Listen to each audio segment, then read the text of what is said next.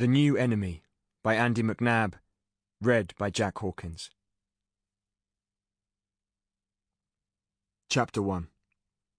Present day, 1 a.m, somewhere on the Welsh borders.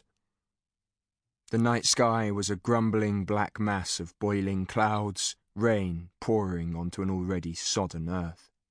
Liam Scott had been on the run for most of the night now, and he was starting to lose track of time.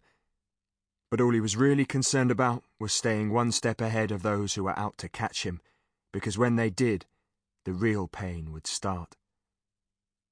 Dressed in a heavy, ankle-length trench coat, ill-fitting clothes, and boots that rubbed his feet and were tied to his ankles by baler twine, he was completing the escape and evasion training part of the LRCC. Before joining the course, he hadn't given much thought to what it would involve, and in some ways he was glad of that. If he'd known then what he knew now, he'd have had more than a few sleepless nights thinking about it. It was meant to be tough. In fact, not just tough, but utter hell. Okay, so he knew he wasn't about to get waterboarded or have his teeth smashed in, but that was no consolation. He knew he would get caught. He also knew once that happened, a team of interrogators were going to put him through the mill. There was no messing with any of the training he'd gone through, but this was designed specifically to try and break you, mentally, physically, and psychologically. If you couldn't hack it, then you didn't get through. Simple as that. You were binned, sent back to your battalion. Pausing for a breather, Liam hid under the low branches of a fir tree, a tattered and torn thing that looked about as happy with the weather as he felt himself.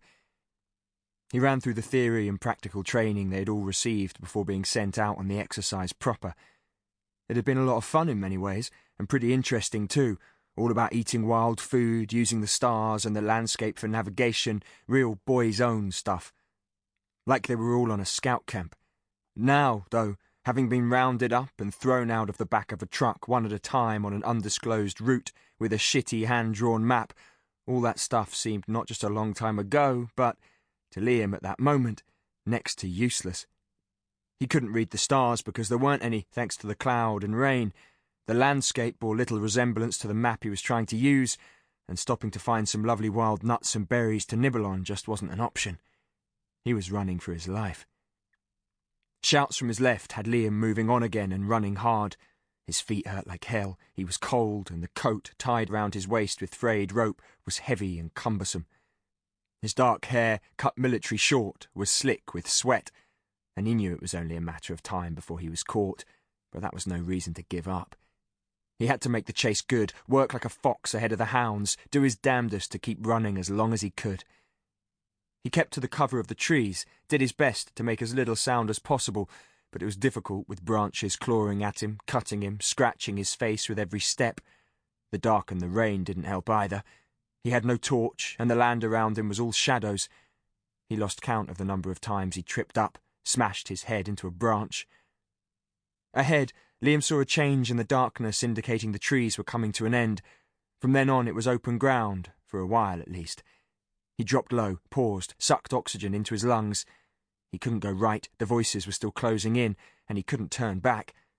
It was left or straight on, and both options were, to his mind, piss poor. He wondered how many of the other lads had already been caught. If he'd be the first. Crunching his eyes tight shut, he psyched himself to make a break from the trees. The next cover he could make out would be a stone wall. If he reached it, he would then follow it left to a small rise, keeping low all the way, then down into a shallow ditch, which would no doubt be knee-deep in freezing cold mud.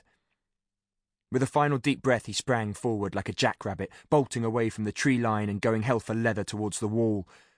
Blood pounded in his ears, his feet barely managing to keep him upright across the rough ground. He didn't look back, just kept his eyes on the wall, and it was getting closer. He could make this. Had to. The ground beneath Liam's left foot disappeared and he stumbled. Rabbit hole or just a dip in the soft ground, he didn't know, but it had screwed his escape. He tumbled forwards and landed hard, slamming his face into mud, grit, stone. Air spewed out of him, his lungs emptying as pain and fear crackled through him like electricity. But it wasn't over yet, and Liam was back up on his feet and moving. The wall was close now, and he kept on, forcing his legs to move faster, gulping air, wiping rain and muck and probably blood from his face. The wall came up quicker than he expected, but any sense of achievement Sample complete. Ready to continue?